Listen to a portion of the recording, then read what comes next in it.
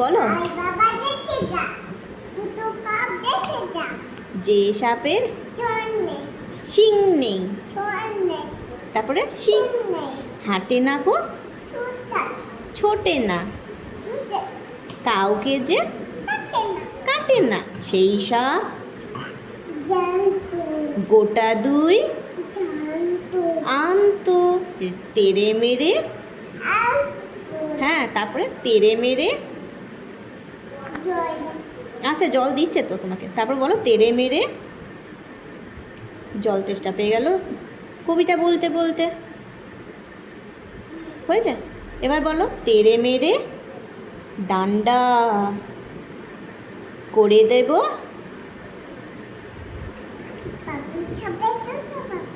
হ্যাঁ, কোথায় বাসবাপুরে? আয় বাবা।